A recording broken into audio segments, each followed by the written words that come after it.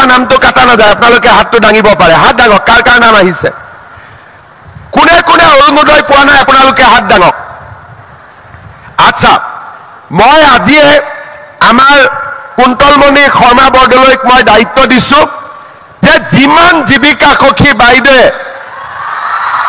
এতিয়ালৈকে কোৱাই নাই মই যিমান জীৱিকা সখী বাইদেৱে অৰুণোদয় পোৱা নাই আমি ডাইৰেক্টলি আপোনালোকক অৰুণোদয় দি দিম হ'ব এতিয়া 1250 টকা তেতিয়া মাহত পাই থাকিব আৰু গ্যাস কিনিলে আৰু 250 টকা পাব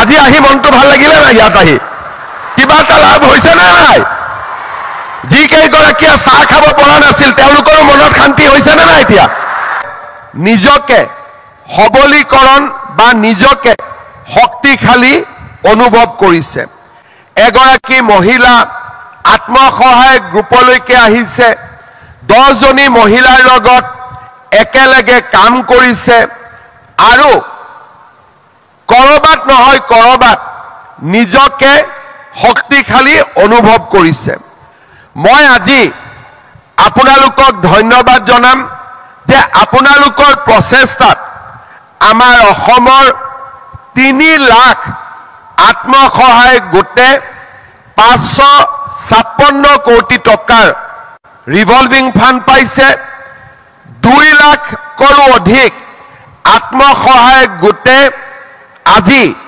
1089 কোটি টকাৰ সামূহিক বিনিয়োগ পুঁজি পাইছে আৰু সকলোতকৈ ডাঙৰ কথা যে আপোনালোকৰ কাৰণে আজি বেংকৰ পৰা আমাৰ আত্মসহায়ক গোটৰ বাইদেউসকলে 16,000 কোটি টকা লোন পাবলৈ সক্ষম হৈছে ই সহজ কথা নহয় আৰু এই 16,000 কোটি টকা লোনৰ 99% লোন আমাৰ বাইদেউসকলে বেংকক উভতাই দিছে আপোনালোকৰ প্ৰচেষ্টাত 8.82 লাখ মহিলা আজি লাখপতি বাইদেউলৈকে ৰূপান্তৰ হৈছে ই সাধাৰণ কথা নহয় ই এটা বহুত ডাঙৰ সফলতা ইয়াৰ লগে লগে আজি আমাৰ প্ৰচেষ্টা হৈছে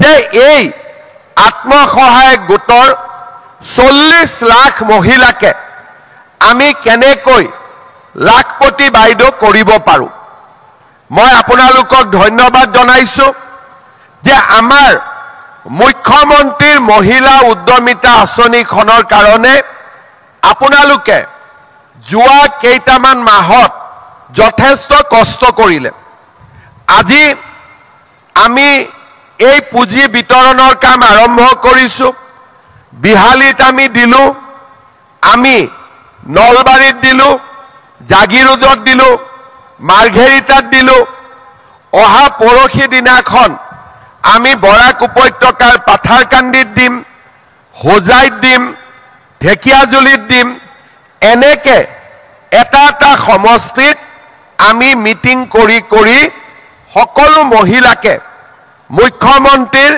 মহিলা উদ্যমিতা অভিযানৰ পুঁজি আমি বিতৰণ কৰিম আপোনালোকক মই এটা কথা ক'ব খোজো এগৰাকী মহিলাৰ দুটা পৰিচয় আছে এটা হল ব্যক্তি হিচাপে আৰু এটা হল মোৰ আত্মসহায়ক গোট হিচাপে আমি চেষ্টা কৰিছো যে আমাৰ মহিলাসকলে গ্ৰুপটো লোন লওক আৰু ব্যক্তি হিচাপেও তেওঁলোক আগবাঢ়ি যাওক আজি মুখ্যমন্ত্ৰীৰ মহিলা উদ্যমিতা অভিযানত আমি তেওঁলোকক প্ৰথমে 10,000 কৈ টকা দিম এই 10,000 টকা আমি যদি 1 লাখ কৰো গ্ৰুপত 1 লাখ হয় গ্ৰুপৰো নামত টকাটো ব্যৱহাৰ কৰিব পাৰো বা আমি 10,000 টকা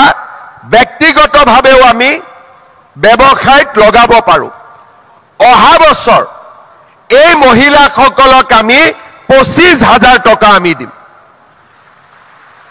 কিমান দিম 25,000 টকা দিম ইয়াৰ 12,500 আমি বেংকৰ পৰা দিম, 12,500 চৰকাৰে ৰাজ সাহায্য হিচাপে দিব আৰু এই লোনত কোনো সুদ নাথাকে।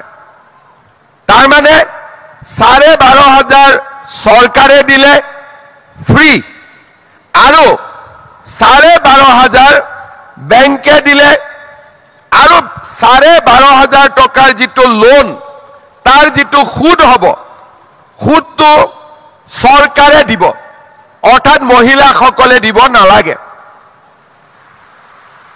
জীৱিকা সখী বাইদেউসকলে কিমান পাব? এইবাৰ পাইছে 15,000 আৰু অহাবাৰ জীৱিকা সখী বাইদেউসকলে পাব 40,000। এই 40,000ৰ 20,000 বেংকৰ লোন হ'ব, 20,000 আমি দিম আৰু 1 টকাৰো সুদ আপোনালোকে দিব নালাগে। তাৰ মানে আমি জীৱিকা সখী বাইদেউ আৰু গ্ৰুপ আৰু ব্যক্তিগতভাৱে আইসকল সকলোকে আমি আগবঢ়াই নিব খুজিছো। কিন্তু মই এটা কথা আপোনালোকক কম, আমাৰ 19,000 সখী আছে, জীৱিকা সখী, বেংক সখী, পশু সখী গোটেই মিলি। মোক অফিচে কৈছে যে 14,000 মহিলাক আমি জীৱিকা সখীক মহিলা উদ্যমিতাৰ টকা দিব পাৰিম, বাকী 4,000ক নোৱাৰো। মই ক'লো কিয় নোৱাৰে? বোলে নহয় তেওঁলোকৰ বাচ্চা 3টাতকৈ বেছি আছে। আছে নেকি কাৰোবাৰ 3টাতকৈ বেছি? এতিয়াতো কাৰ কাৰ আছে ক'লেও হাতটো নুঠাব নে উঠাব? উঠাব নেকি হাতখন? কাৰ কাৰ নাই হাত উঠাওক 3টাতকৈ বেছি। সেইটোত চবে হাত উঠাইছে, ঠিক আছে। এতিয়া মই এটা কথা ক'ব খোজো, যাৰ হৈ গ'ল তাতো হৈ গ'ল, মই ক'ব নোখোজো। আল্লাহ দিছে দিছে, সেইটোত মোৰ ক'বলগীয়া একো নাই, দি দিলে ঠিক আছে। কিন্তু আমাৰ জীৱিকা সখী, বেংক সখী, পশু সখী, আমাৰ বাইদেউসকল হ'ল সমাজৰ এটা আদৰ্শ। যদি আমাৰ কথা আমাৰ হাজবেণ্ডে নুশুনে, আমি বেলেগক কেনেকে বুজাম? পাৰিম জানো বুজাব?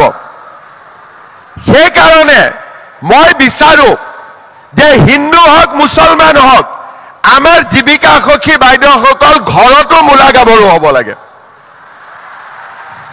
লাগে নে নালাগে?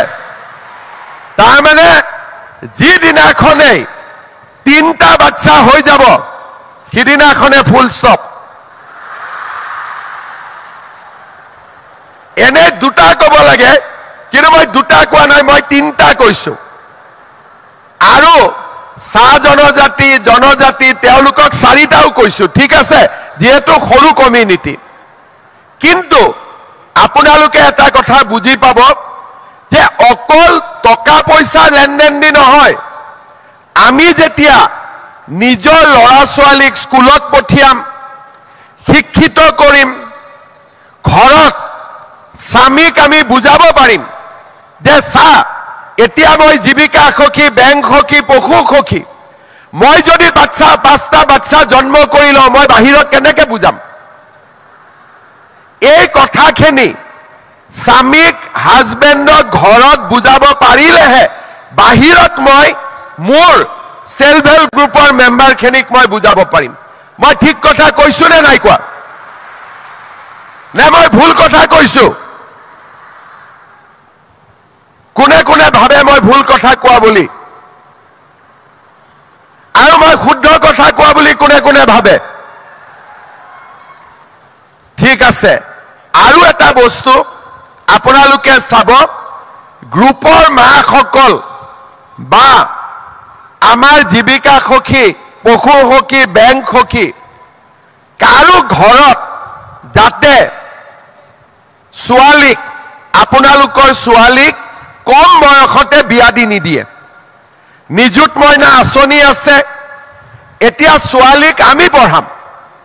হায়াৰ ছেকেণ্ডাৰীত 1,000 টকা, ডিগ্ৰীত 1250, আৰু পিজি পঢ়িলে 2,500 টকা। আৰু অহাবাৰ চৰকাৰ হলে আৰু বাঢ়িব তাৰমানে চৰকাৰ হ'ব না নাই বিজেপিৰ অহাবাৰ যেতিয়া চৰকাৰ হলে আমাৰ মহিলাসকলৰ সুবিধা আৰু বাঢ়িব কাৰণ আমি বিচাৰিছো যে ঘৰত যাতে যিকোনো সিদ্ধান্ত লোৱাৰ সময়ত মহিলাসকলৰ কথা আমি শুনাব পাৰো শ্ৰদ্ধাৰ আই মাতৃসকল আপোনালোকে বহুত কথা মোৰ পৰা বিচাৰে যে আমাক আৰু সুবিধা দিয়ক লাহে লাহে এই বছৰ আমি মহিলা উদ্যমিতাৰ 15,000 টকা পালো স্কুটিখনত আমি 50,000 টকা পালো এতিয়া মই আপোনালোকক সুধিব খুজিছো অৰুণোদয় আঁচনিত কাৰ কাৰ নাম আহিছে হাত ডাঙক